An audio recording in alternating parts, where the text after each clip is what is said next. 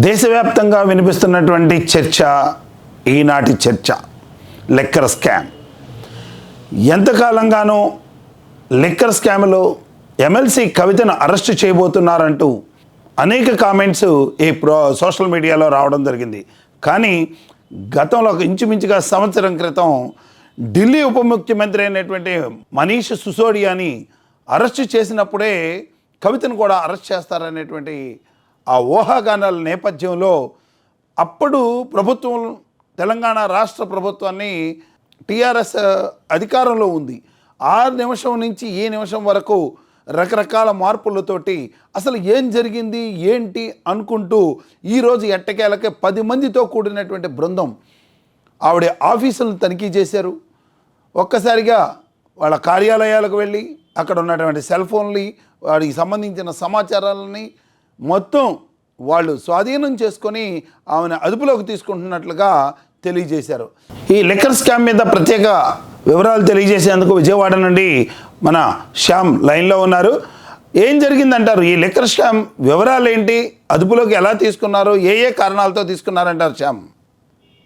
అది ప్రధానంగా చూసుకున్నట్లయితే ఢిల్లీ లిక్కర్ స్కామ్ అనేది చూసుకున్నట్లయితే 2021-22 సంవత్సరానికి సంబంధించి ఢిల్లీ ప్రభుత్వానికి సంబంధించి కేవలం ఇది ఢిల్లీలోనే ఈ లిక్కర్ ప్రైవేటు వ్యక్తులకు కేటాయించడం ద్వారా ప్రభుత్వానికి 9,500 కోట్ల రూపాయల అదనపు ఆదాయం వస్తుందని అక్కడ ఆమ్ ఆద్మీ పార్టీ అనేది దాన్ని నిర్ణయించింది. ఈ నేపథ్యంలోనే ఒక ప్రైవేటు వ్యక్తులు ఇప్పటి వరకు కూడా సాధారణంగా మద్యం పాలసీ అనేది ప్రభుత్వ ఆధీనంలో ఉంటుంది. అయితే ఆదాయం పెంచుకునే క్రమంలో ఇక్కడ ప్రభుత్వం ఏం చేసిందంటే ప్రైవేటు వ్యక్తులకు అప్పగించింది. తద్వారా అదనపు ఆదాయం వస్తుందన్న ఆశతో అప్పుడు ఈ ఢిల్లీ లిక్కర్ స్కామ్ అనేది రూపకల్పన జరిగింది. 2021-22 సంవత్సరానికి సంబంధించి ఇది జరిగింది. తెల్లవారుజామున 3 గంటల వరకు కూడా మద్యం విక్రయాలు చేసుకోవచ్చు అనేది ఉంది. దాంతో పాటు కూడా హోమ్ డెలివరీ కూడా, ఇప్పుడు ఫుడ్ ఏ రకంగా హోమ్ డెలివరీ ఉందో మద్యం కూడా హోమ్ డెలివరీ చేసుకునే వెసులుబాటును కూడా అక్కడ కల్పించింది. ప్రస్తుతం దీనికి సంబంధించి కూడా అక్కడ ఆమ్ ఆద్మీ పార్టీకి సంబంధించి ఉప ముఖ్యమంత్రి, అలాగే అక్కడ ఎక్సైజ్ మినిస్టర్ కూడా మనీష్ సిసోడియా అరెస్ట్తో ఇది ప్రారంభమైంది. దీనికి సంబంధించి కూడా మన ఆంధ్ర, తెలంగాణకి సంబంధించిన వాళ్ళు కూడా ఉన్నారు. వీళ్ళందరూ కూడా ఒక సౌత్ గ్రూప్ అనేది ఒకటి ఏర్పడింది. ఈ సౌత్ గ్రూప్ తరఫున ఆమ్ ఆద్మీ పార్టీ పంజాబ్ ఎన్నికలకు సంబంధించి 100 కోట్ల రూపాయలు ఆమ్ ఆద్మీ పార్టీకి ట్రాన్స్ఫర్ చేసిందని ప్రధానమైన ఆరోపణ. ఆ ఆరోపణ నేపథ్యంలోనే కేసీఆర్ కుమార్తె ఆమె ఎమ్మెల్సీకి కూడా ఉంది కవిత. అలాగే ఇక్కడ చూసుకున్నట్లయితే నెల్లూరుకి సంబంధించి కూడా ఒంగోలు ఎంపీ మాగుంట, అలాగే అతని తనయుడు కూడా ఈ కేసుకి వాళ్ళందరూ ఉన్నారు. ఇప్పటికే మాగుంట తనయుడు కూడా దీని కేసులో అరెస్ట్ అయ్యి బెయిల్ పైన బయటకు వచ్చారు. ఈ నెల చూసుకుని 19వ తేదీనే దీనికి సంబంధించుకున్న విచారణ అయితే ఉంది. అయితే ఈ నేపథ్యంలో ఈ రోజు ఉదయం చూసుకున్నట్లయితే ఢిల్లీ నుంచి ఒక 10 మంది ప్రత్యేకమైన ఈడీ అధికారులు ఇక్కడ కవిత నివాసానికి రావటం, దాదాపు 4 గంటల పాటు మొత్తం ఇల్లంతా కూడా సోదాలు చేసి కీలకమైన పత్రాలు కూడా వాళ్ళు స్వాధీనం చేసుకున్నారు. అయితే ఇదంతా ముందుగా ఒక ప్లాన్ ప్రకారమే జరిగిందని మనం ఖచ్చితంగా చెప్పవచ్చు. మరి ఇందులో మనం గమనిస్తే మీరు చెప్పినట్లుగా మాగుంట శ్రీనివాసరెడ్డి, అతని తనయుడు, వీళ్ళతో పాటు అరవిందో డైరెక్టర్ ఎవరైతే ఉన్నారో శరత్ చంద్రారెడ్డి, వీళ్ళు కూడా ఉన్నటువంటిగా పరిస్థితి అయితే మనకు తెలుస్తుంది. వీళ్ళ మీద ఏమైనా చర్యలు తీసుకునే అవకాశాలు ఉన్నాయి అంటారా?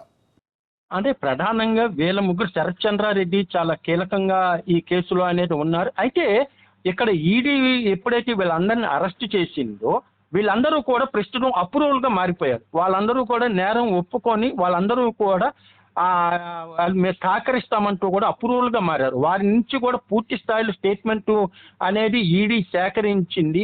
దాంతోపాటు కవితకు పిఏగా ఉన్న వ్యక్తిని కూడా వాళ్ళు ఈడీ అధికారులు అదుపులోకి మీరు ల్యాప్టాప్లో కొన్ని థింగ్స్ ఏవైతే ఉన్నాయో, సెల్ ఫోన్స్, ఇవన్నీ మార్చారు, తీసేశారు, పాడు చేశారు అనేటువంటి వాదన కూడా వినిపిస్తుంది.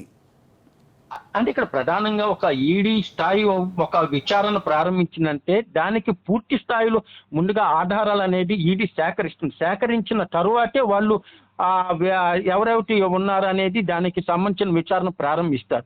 ఈ కవితకు సంబంధించి కూడా మొత్తం 16 సిమ్ కార్డులు మార్చారు అనేది వాళ్ళ విచారణ తేలింది. అయితే ఈడీ విచారణకు వెళ్ళిన సందర్భంలో ఆ ఫోన్లన్నీ మాయమైనవి అన్నట్టు కూడా అన్ని ఫోన్లు తన దగ్గర ఉన్నాయంటూ కూడా కవిత వాటన్నిటి కూడా బయట పెట్టింది. అయితే ఆ సమయంలో ముందస్తు అరెస్టు కాకుండా కూడా ఆమె న్యాయస్థానాన్ని ఆశ్రయించారు. అప్పటి నుంచి కూడా విచారణకు రాకుండా కూడా ఆమె ఏదో ఒక సాకు చూపిస్తూ కోర్టు న్యాయస్థలం ఉంది కాబట్టి అప్పటి నుంచి కూడా వాయిదా పట్టు వస్తుంది. కవిత అరెస్టు అంటే ఉద్దేశపూర్వకంగా జరిగిందా, అంటే కోమటిరెడ్డి వెంకటరెడ్డి కూడా ఉద్దేశపూర్వకంగానే అరెస్ట్ చేశారనేటువంటి వాదన అయితే వినిపిస్తున్నాడు.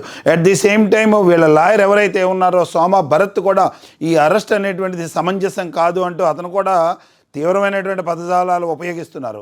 ఇది మరింత ముదిరే అవకాశం ఉందంటారా, లేకపోతే రాజకీయ కోణం ఏదైనా ఉందంటారా? అంటే ఇది ఖచ్చితంగా రాజకీయ కోణం అనేది కూడా వాళ్ళందరూ కూడా చెప్తున్నారు. అంటే ప్రధానంగా చూసుకున్నట్టు ఇప్పుడు ఒక వేరే రాష్ట్రాల్లోకి సంబంధించి కేసు కనుక నమోదైతే ప్రస్తుతం సుప్రీంకోర్టులో ఉంది కాబట్టి కోర్టు అనుమతి తీసుకొని మాత్రమే వాళ్ళని అరెస్ట్ చేయాలి అనేది మాత్రం న్యాయస్థానం చెప్తా ఉంది. అంటే ఒక మాజీ ముఖ్యమంత్రి కూతురు, అలాగే ఆమె కూడా ఒక శాసన మండలి సభ్యురాలుగా కూడా ఉన్నారు. కాబట్టి ఇటువంటి వారి విషయంలో 1-2 సార్లు పూర్తి స్థాయిలో నిబంధనలను పాటిస్తారు అధికారులు. అటువంటి ఇది ఇక్కడ ఏ విధమైన నిబంధనలు పాటిస్తారు, లేకపోతే రేపు ఎల్లుండి సెలవులు కావడంతో ఏ విధమైన నిర్ణయాలు తీసుకుంటారనేటువంటిది ఖచ్చితంగా మనం వేచి చూడవలసినటువంటి పరిస్థితి. ఏది ఏమైనా కడుపు తీపి అనేది ఖచ్చితంగా ప్రతి ఒక్కరికి ఉంటుంది. ఊహించని విధంగా ఈ రోజు ఉదయం ఈడీ రావడం, ఆమెను అరెస్ట్ చేయడం, ప్రత్యేక విమానంలో ఢిల్లీ తీసుకెళ్లే ప్రయత్నం చేస్తున్నప్పుడు భావోద్వేగానికి గురై అక్కడ తన బిడ్డను ముద్దాడటం, ఇవన్నీ కూడా కంటతడి పెట్టిస్తున్న పరిస్థితి. వీటన్నిటిపై మరో ప్రత్యేక కథనంలో మీ ముందుకు తీసుకొస్తాం. S4 మీడియా, మీ శ్రీనివాస్.